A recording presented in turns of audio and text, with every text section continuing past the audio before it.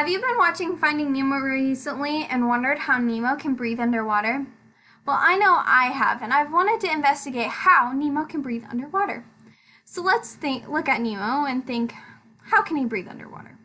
So we must use our chemistry knowledge to remember 3 ideas of how to better understand how fish can breathe underwater. So like dissolves like. So polar dissolves polar, while nonpolar dissolves nonpolar, which means polar and nonpolar aren't going to dissolve.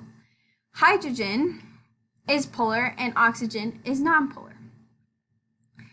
And like charges repel. So a negative charge will repel a negative charge and a positive charge will repel a positive charge.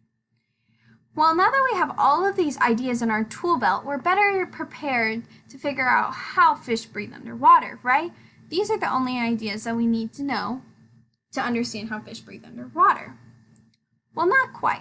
You might be confused. You might have been like, Elizabeth, you just said that fish can't breathe underwater because hydrogen is polar and oxygen is nonpolar. Well, intermolecular forces come into play so that they can dissolve so fish can breathe underwater.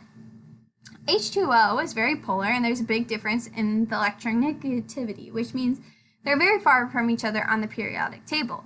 Oxygen is nonpolar. It has 8 valence electrons. When bonded, they're equally sharing those bonds. So let's look at the picture of the molecules so we can better understand how H2O and oxygen are able to dissolve and how intermolecular forces come to play. We must bring all of the ideas that we've just discussed so that we can better understand this concept. So let's tell a story. In order for us to understand how fish breathe underwater, we must first understand like dissolves like. In other words, polar dissolves polar and nonpolar dissolves nonpolar.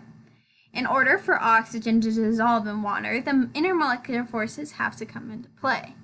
Oxygen is nonpolar and it has 8 valence electrons when bonded, and there's equal sharing of the bonds. Nonpolar means there's no difference in electronegativity. So in order to understand how Nemo breathes underwater, H2O is very polar and there's a big difference in electronegativity. You can see the partial charges on the H2O. So there's a partial charge on the hydrogens and a partial charge on the negatives, or the oxygens. These are because they're very far from in the periodic table, and it creates this polar bond.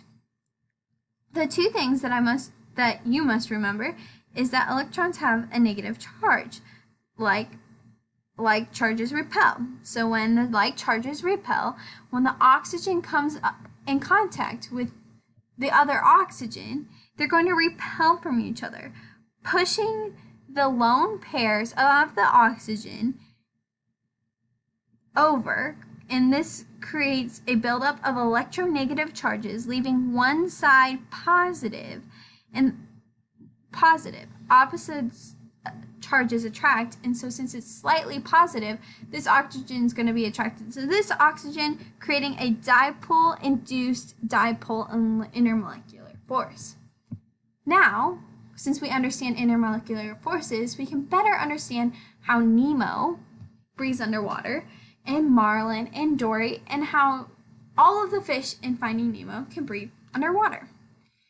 So now we've better understood how fish can breathe underwater, and especially Nemo and Finding Nemo, because who doesn't love Nemo? So let's apply this to real life. Real life fish can breathe underwater just with using those chemistry ideas that we've came up with.